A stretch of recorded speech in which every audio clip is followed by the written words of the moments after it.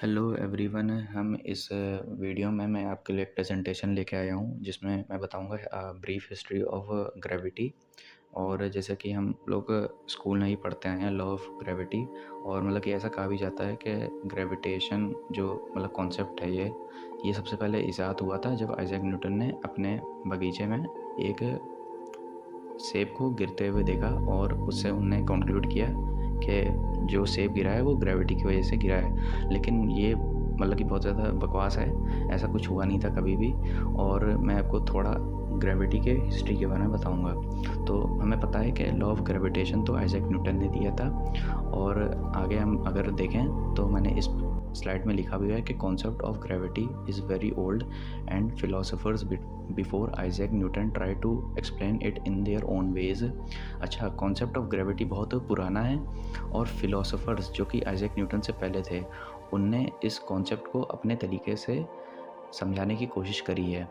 But law of gravitation by Isaac Newton was widely accepted as it gave precise mathematical prediction. अच्छा, mathematical prediction का मतलब है कि जब भी हम लॉ ऑफ ग्रेविटेशन को यूज़ करते हैं तो उससे जो हमें रिज़ल्ट मिलता है वो हमेशा सही आता है। अब Aristotle explain that objects move down due to gravitas and moved up due to levitas. Aristotle ने कहा कि जो चीज़ ऊपर उठ रही हैं और जो चीज़ नीचे जा रही हैं, जो चीज़ नीचे जा रही हैं उसका कॉज होता है ग्रेविटास, लेकिन वो उनने इसको पूरी तरीके से एक्सप्लेन नहीं किया। उनने सिर्फ एक टर्म यूज़ कर दिया ग्रेविटास। और जो चीज़ ऊपर उठ रही हैं जैसे कि स्मोक पार्टिकल जब ऊपर उठ रहे हैं तो वो हो रहा है लेविटी की वजह से, जिसको लेविटास बोला गया। अब अरिस्टोटल ने कहा कि elements like earth, water, air and fire has different properties. तो इन्हें ये भी कह दिया कि जो कि हमारा अर्थ मतलब कि जो पूरा अपना कॉस्मोस है वो इन 4 एलिमेंट से बना हुआ है, अर्थ, वाटर, एयर, फायर, और इनकी अपनी अपनी खूबियाँ होती हैं। अब आगे बढ़ते हैं। Before Isaac Newton, the French philosopher and mathematician René Descartes gave the theory of vortex। अब रेने डेस्कार्टे को कोई अगर जानता होगा तो मैं बता दूं कि इनने सबसे पहले कार्टेशियन कोऑर्डिनेट्स दिए थे, और ये फ्रेंच फिलोसोफर थे और मैथमेटिशियन भी थे। अब इनने ग्रेविटी को समझाने के लिए अपनी थ्योरी ऑफ वॉर्टेक्स दी। अच्छा, थ्योरी ऑफ वॉर्टेक्स हम फ्लूइड मैकेनिक्स में ही पढ़ते हैं, जिसमें फ्लूइड वर्ल शेप में जब चलता है तो उसको वॉर्टेक्स ही बोलते हैं। थ्योरी ऑफ वॉर्टेक्स का कहना था कि the space is completely filled with invisible microscopic fluid matter. मतलब जो हमारा स्पेस है, ठीक है, वो एक इनविजिबल और माइक्रोस्कोपिक बहुत ही फाइन फ्लूइड पार्टिकल से मतलब कि पूरा भरा हुआ है, और इसको इन लोगों ने बोला एथर, और ईथर भी बोल सकते हैं, एथर भी बोल सकते हैं। And through it nothing moves in a straight line. अब एथर से कोई भी चीज़ अगर चलती है, जैसे लाइट अगर एथर से चल रही है तो स्ट्रेट लाइन में जब वो चलेगी तो अपने आने वाली जो भी चीज़ों को उसको पुश करेगी, उसको एक तरह से कह सकते हैं कि फोर्स एक्सर्ट करेगी उस पर। तो इन्हें यही बोला है कि and through it nothing moves in a straight line without pushing something on its way. अच्छा, विद के आगे आउट मैंने लिखना भूल गया तो उसको इग्नोर करना। And for the motion of heavenly bodies the motion happens in closed circular paths like a water whirlpool। अब जैसे कि हमें पता है कि सन के अराउंड बॉडीज़ मूव कर रही हैं, और वही यहाँ पर लिखा भी है कि जो हमारे हेवनली बॉडीज़ का मोशन है वो इसी वजह से हो रहा है क्योंकि एथर है। और ये वाटर वर्लपूल इनने क्यों बोला, ये इसलिए बोला कि रेनेस डेस्कार्टे ने कहा कि जो हमारा सन है वो बहुत ही तेज़ी से अपनी एक्सिस पे स्पिन कर रहा है, और क्योंकि वो स्पिन कर रहा है तो एक तरीके से वो पूरे स्पेस में एक वर्लपूल जनरेट कर दे रहा है, जैसे कि वाटर में वर्लपूल जनरेट होता है ना। तो इसी वर्लपूल की वजह से जो मोशन ऑफ प्लैनेट्स हैं वो हो पा रहे हैं सन के अराउंड। अब Isaac Newton attack the theory of Rene Descartes and said. अब ये पूरा पैराग्राफ मैं ऑप्टिक्स की बुक से उठा लाया हूँ, और इसमें देखो बोला गया है कि from this second edition Newton wrote the famous general scholium to book 3, in which he attacked the vortex theory of Rene Descartes, declared that the most beautiful system of the sun, planets and comets could only proceed from the counsel and dominion of an intelligent and powerful being। अच्छा, जिन लोगों को नहीं पता है कि Isaac Newton का interest physics में कम था और थियोलॉजी रिलीजन में ज़्यादा था, और उनने यही बात बोली कि जो थ्योरी ऑफ वॉर्टेक्स है ये पूरी की पूरी बकवास है, और ये जो हमारा जो प्लैनेट्स हो गए, सन हो गए, कॉमेट्स हो गए, और जितनी भी मतलब कि हेवनली बॉडीज़ हो गई वो आती हैं, could only proceed from the council of and dominion of an intelligent and powerful living. मतलब कि ये जो हमारे हेवनली बॉडीज़ हैं इनको बनाया है गॉड ने, and discuss the nature of God, और उन्होंने गॉड का नेचर भी डिस्कस किया, concluding and thus much concerning God to discourse of whom from the appearance of things does certainly belong to natural philosophy।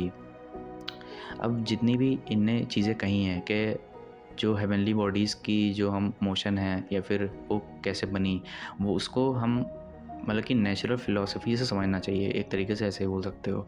Newton then address himself to the problem of what gravitation is and how it might work, admitting that no assignment that had been made of the cause of this power whose action explains the phenomena।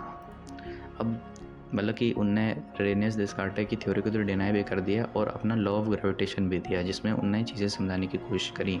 लेकिन जब उन्होंने law of gravitation दे दिया, जैसे कि मैंने यहाँ पर लिखा है, after giving law of gravitation Newton new the cause and effects of gravity but couldn't understand it and admitted that he did not knew what gravity was and what caused it. तो उन्हें ये तो पता चल गया था कि gravity जब होती है उसकी वजह से जो मोशन ऑफ हेवनली बॉडीज़ हैं वो होती हैं, या फिर जो चीज़ें गिरती हैं धरती पे, जैसे पानी के पार्टिकल्स वगैरह, रेन हो गया, वो भी इनको समझ में आ गया था कि ग्रेविटी की वजह से ये चीज़ें होती हैं।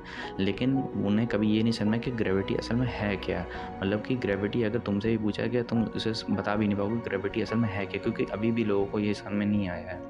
अब ये तो पता चल गया कि अर्थ के अंदर कोर होता है जिससे मैग्नेटिक फील्ड कॉज होती हैं, और मतलब कि उस समय लोगों को ये भी नहीं पता था कि अर्थ के नीचे ऐसा कोई कोर और होगा। मैं आगे बढ़ता हूँ। तो Newton had shown that celestial and terrestrial motions were in according with the law of universal gravitation in which the attraction between any two bodies in the universe depends only on their masses and inversely on the square of the distance between them. अच्छा, ये जो तुमने formula पढ़ा होगा F=G m1 m2/r², तो वही फार्मूले आ गया कि जो हमारा लॉ ऑफ ग्रेविटी है उसमें जो ग्रेविटी होती है वो प्रोपोर्शनल होती है इन्वर्स ऑफ आर स्क्वायर, और जो gravity between any two bodies depend करती है, जो अट्रैक्शन जो बिटवीन द टू बॉडीज़ होती है वो उनके मासेस के बेस पे होती है। This led to an attribution to Newton of ideas that he avowed। One was that the gravitational attraction is a function of the masses of the bodies। अब वही जो चीज़ कह रहे हैं कि जो ग्रेविटेशनल अट्रैक्शन है वो फंक्शन है मास ऑफ बॉडीज़ का, irrespective of any other property save their separation in space। This attraction arises simply from the existence of matter। This materialist position was castigated by Newton in a letter to Bentley, in which he said, "You sometimes speak of gravity as essential and inherent to matter. Pray do not ascribe that notion to me, for the cause of gravity is what I do not pretend to know। अच्छा, लोगों का ये भी कहना था कि gravity जो cause होती है वो मैटर की वजह से हो सकती है, मतलब कि जो मोशन होता है, अट्रैक्शन होता है बिटवीन प्लैनेट्स, वो होता है मैटर की वजह से। लेकिन न्यूटन ने इस आइडिया को पूरी तरीके से नकार दिया था, और इनने लेटर में न्यूटन ने बेंटली को लेटर लिखा है, उसमें इन्होंने कहा भी है कि इन्हें कॉज ऑफ ग्रेविटी पता भी नहीं है। And in another letter to Bentley he amplified his position. It is inconceivable that inanimate brute matter should, without the mediation of something else which is not material, operate upon and affect other matter without mutual contact। आज जो मैंने भी चीज़ बताई पहले वही चीज़ इसमें लिखी हुई है। अब तुम लोगों ने फॉलिंग एप्पल के बारे में जो स्टोरी सुनी होगी कि न्यूटन के सर पे सेब गिरा था, उससे ग्रेविटी की खोज हो गई। तो यहाँ पर मैंने उसके बारे में बता भी दिया है कि Newton simply watch one Apple fall while sitting in his mother garden। Newton exclaimed, "If this force can pull an apple from a tree, does it stop at the top of the tree? No, it must extend much higher if it extends all the way to the moon।" अब इसका कहना क्या है? इनने कहा कि अगर सेब गिरा है नीचे ज़मीन में, तो इसका मतलब ये तो नहीं हो सकता ना कि जो चीज़ इसे गिराई है वो सिर्फ पेड़ के टॉप तक के है, और उनने कहा कि जिस चीज़ ने इस सेब को गिराया है वो अर्थ से कई गुना ऊपर तक के जाके एक्ट करती है। मतलब कि सिंपली उनने बोला कि ग्रेविटी ना कि सिर्फ पेड़ के ऊपर तक के एक्ट करती है, मगर वो अपने जो उसके इफ़ेक्ट्स हैं वो यहाँ तक कि मून तक पहुँच जाते हैं। और जैसा कि हमको पता भी है कि जो ग्रेविटेशनल फील्ड्स हैं वो मून से भी आगे तक एक्सटेंड करती हैं, और मतलब कि इसी वजह से हमारी जो सोलर रेडिएशन है बहुत सारी जैसे होती हैं वो आने से रुक जाती हैं। No it must extend much higher if it extend all the way to the moon. तो यही बात उन्होंने कही है कि ग्रेविटी जो है हो सकता है कि मून तक के एक्सटेंड करती हो।